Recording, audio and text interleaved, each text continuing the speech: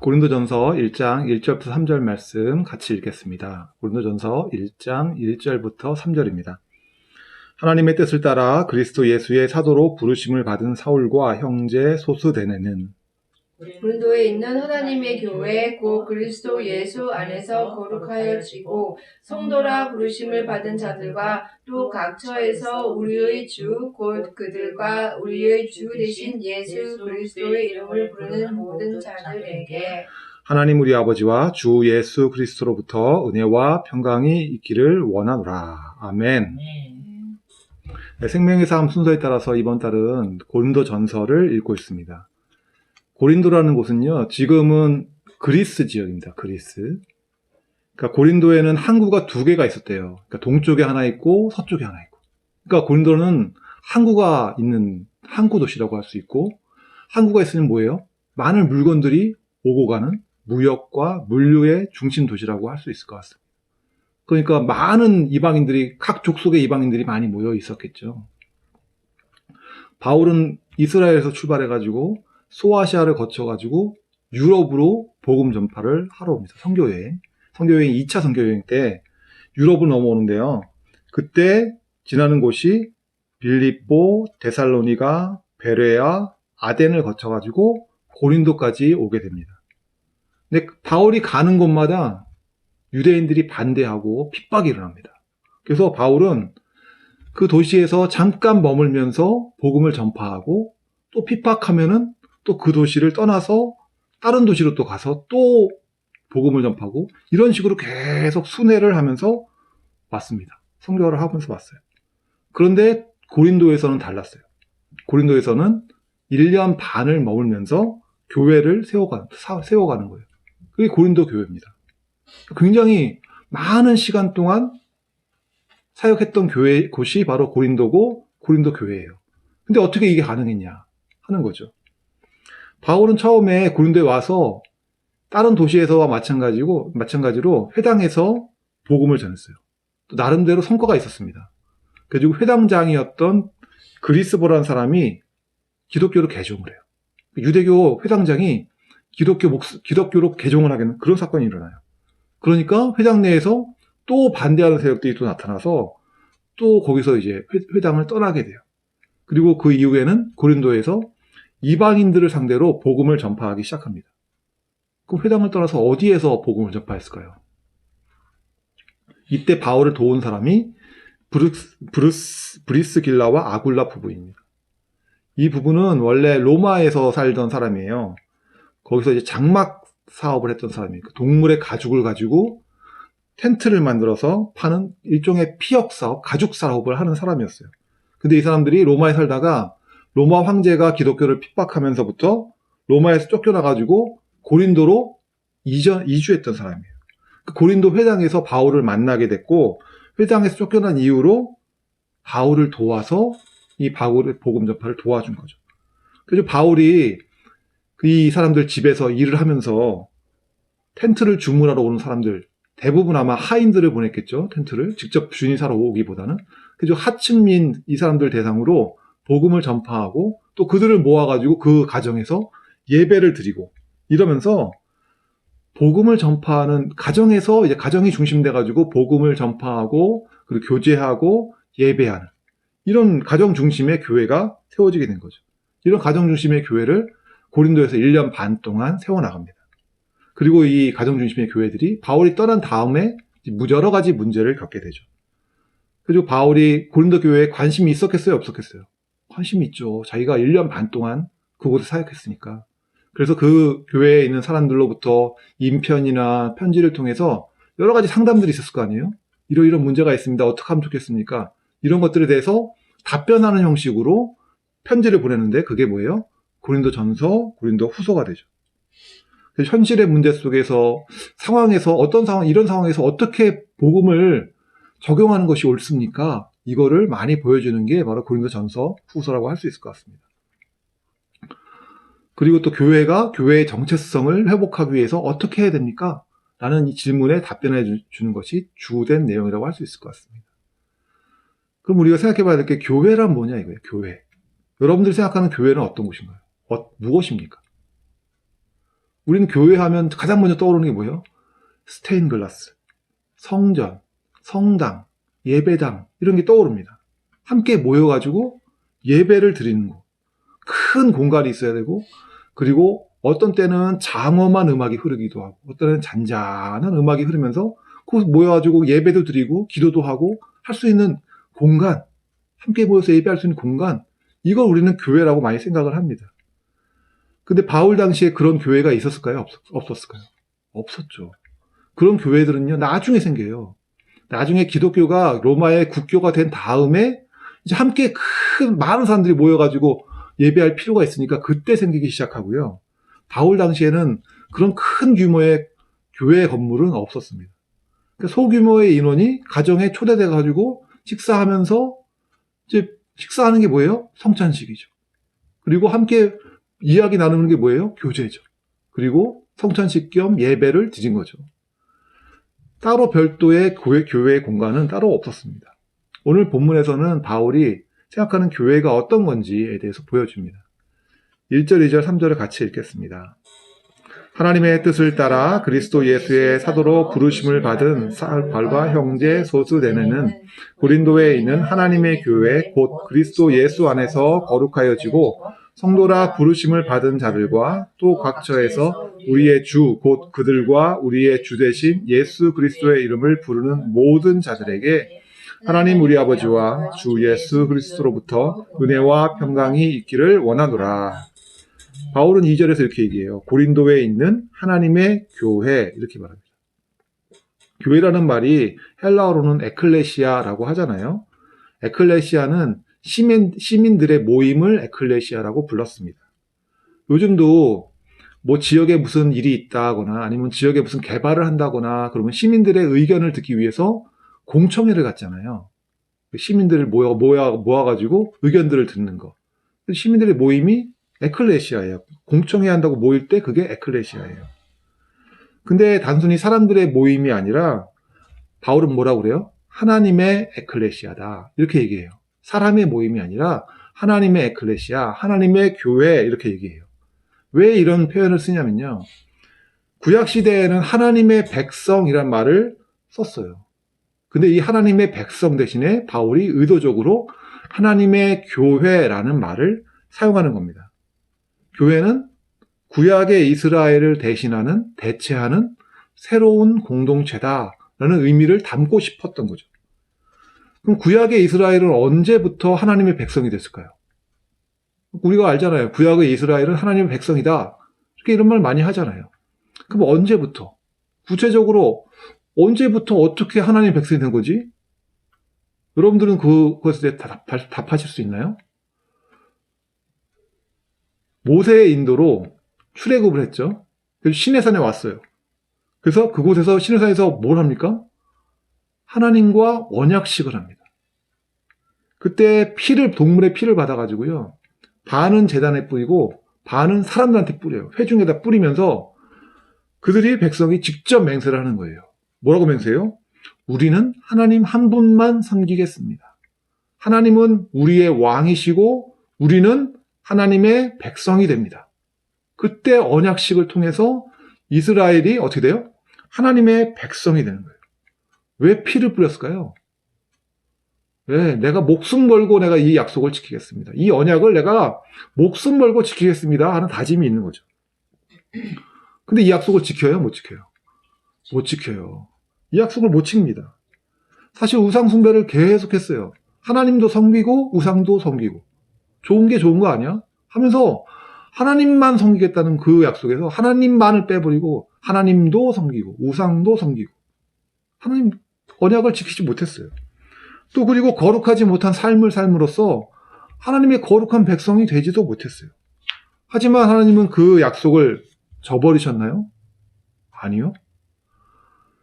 우리끼리 사람들끼리 계약할 때 상대방이 계약을 위반하면은 계약 파기를 선언할 수 있잖아요.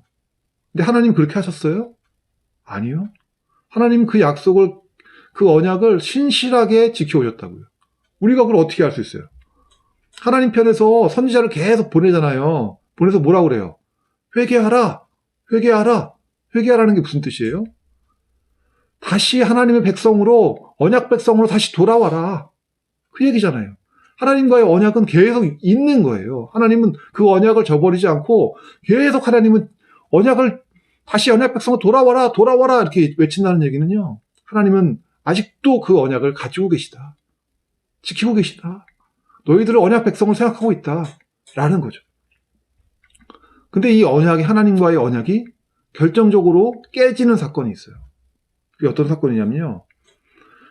빌라도의 법정에서 하나님의 대리인이라고 할 수 있는 하나님의 아들 예수를 앞에 놓고 백성들의 지도자가 그 약속을 파기합니다.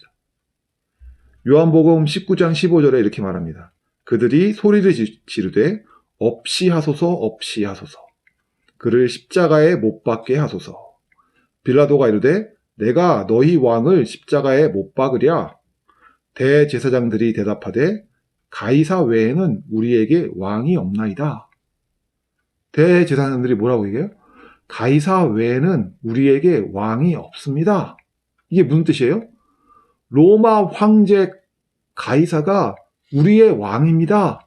이렇게 얘기하는 거고요. 그 뜻은 뭐예요? 하나님은 더 이상 우리 왕이 아닙니다. 그 뜻은 또 뭐예요? 우리는 더 이상 하나님의 백성이 아닙니다. 라고 얘기하는 거죠. 누가 얘기하는 거예요, 이거를? 백성들을 대표해서 백성들의 지도자라고 할 수 있는 대제사장들이 지금 하나님의 대리인 예수를 앞에 놓고 우리는 더 이상 하나님의 백성이 아니다. 하나님은 우리의 왕이 아니다. 가이사가 우리의 왕이다. 라고 얘기하는 거예요. 그러니까 신의 산 언약이 공식적으로 파기되는 사건이 바로 이 사건이에요. 그래도 공식적으로 파기된 이후에는 유대인은 더 이상 하나님의 백성이 아니에요. 하나님의 백성이 아니라는 거예요. 그래서 이제는 바울은 예수님의 십자가 사역을 통해서 새로운 하나님의 백성들을 부르고 계신다. 기존의 이스라엘은 혈연으로 이루어진 하나님의 백성이었잖아요. 그 사람들이 뭐 특별한 거 아니잖아요. 아브라함의 후손이고 이삭의 후손이고 야곱의 후손이고 이런 혈연적인 사람들이었다면 이제는 하나님께서 예수님을 통해서 새로운 하나님의 백성을 부르고 계시다. 그리고 새로운 하나님의 백성이 뭐예요? 바로 교회라고 얘기하는 거예요. 그래서 하나님의 백성 대신에 하나님의 교회라는 단어를 사용한 겁니다. 부른다는 건 뭐예요? 부른다. 부르신다. 부른다. 어릴 때 집에 있으면요. 동네 친구들이 밖에서 불러요. 철수야, 영희야, 나와서 놀자. 같이 놀자. 부른다는 건 뭐예요? 지금 자기하고 같이 안 있는 거죠. 집에 있지 말고 밖으로 나오라는 거예요. 기존에 소속되어 있던 곳에서 어떻게 해요? 새로운 곳으로 소속을 옮기라는 거예요. 그러니까 기존에는 원래는 하나님의 백성이 아니었던 사람들을 어떻게 불러내가지고 하나님의 백성으로 삼으신다는 거예요. 그러니까 교회는 뭐예요? 원래는 이방인들, 하나님의 백성이 아니에요. 아니잖아요. 하나님의 구원과 전혀 상관없는 사람들이잖아요. 그 하나님 몰랐던 사람들을 예수 공동체 안으로 밖에서 부르시는 거예요. 그게 부른다는 의미거든요. 초청한다는 의미거든요. 그래서 2절에 보면 그리스도 예수 안에서 거룩하여지고 성도라 부르심을 받은 자들과 이렇게 돼 있어요. 하나님께서 성도로 부르셨다는 거죠. 원래는 아니었는데 이제 새로운 하나님 백성으로 부르셨다는 거죠. 근데 예수 그리스도 안에서, 그리스도 예수 안에서라는 말이 있어요. 그리스도 예수 안에서 이런 말 많이 쓰지 않아요? 많이 쓰는데 우리가 정확하게 그 의미를 알지는 못해요. 그리스도 예수 안에서 이런 말 많이 쓰셔왔잖아요.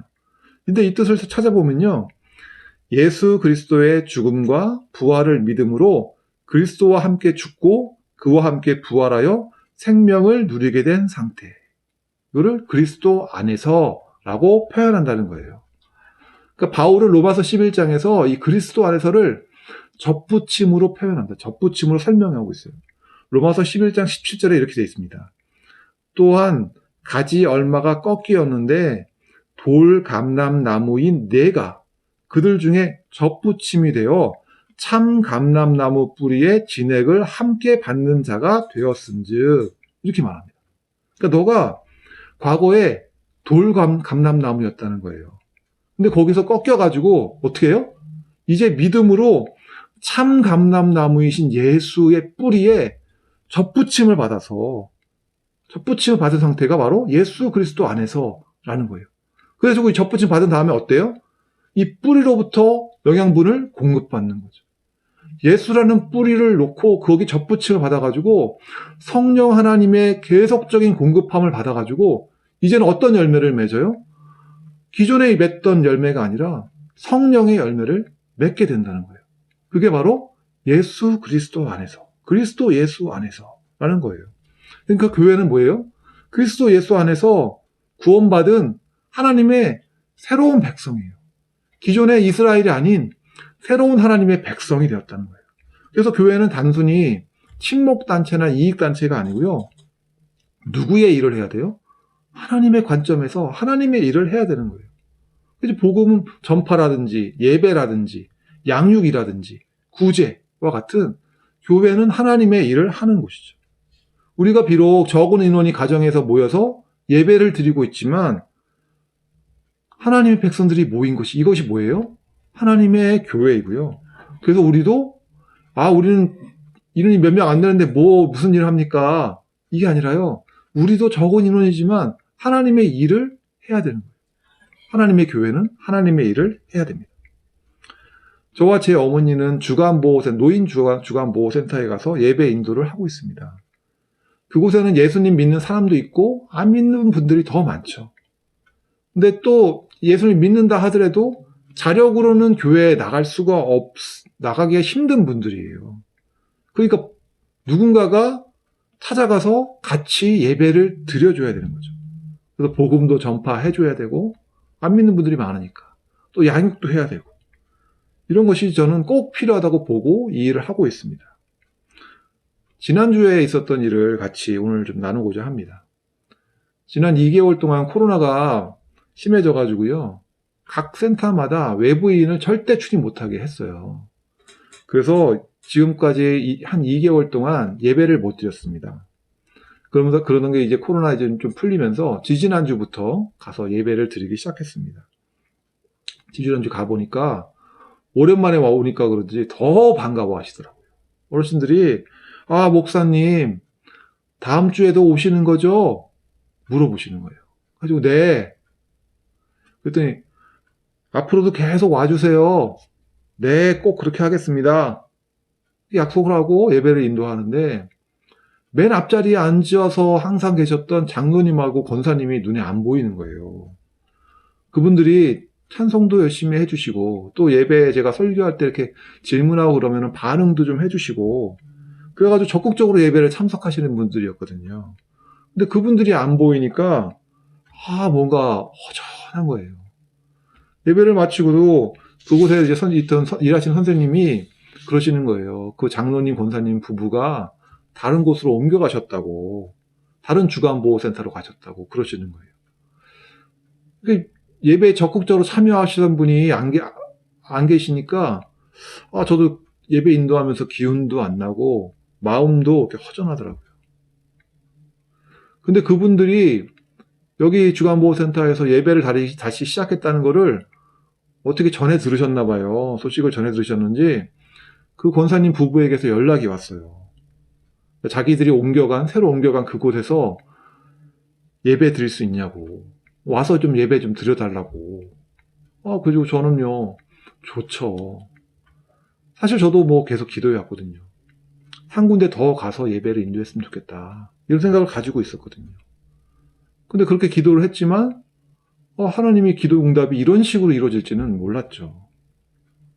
그래서 지난주에는 이제 새로운 곳에 가서 이제 처음으로 방문한 거죠. 처음이다 보니까 준비가 안 된 것이 많았습니다. PPT를 보면서 뭔가 해야 되는데 PPT 연결이 안 돼요. PPT도 못 띄워요. 또 찬양도 유튜브로 이렇게 찬양을 해왔는데 그것도 안 되는 거예요. 인터넷 연결도 안 되고 PPT도 안 되고 굉장히 당황스러웠어요. 근데 하나도 걱정이 안 되는 거예요.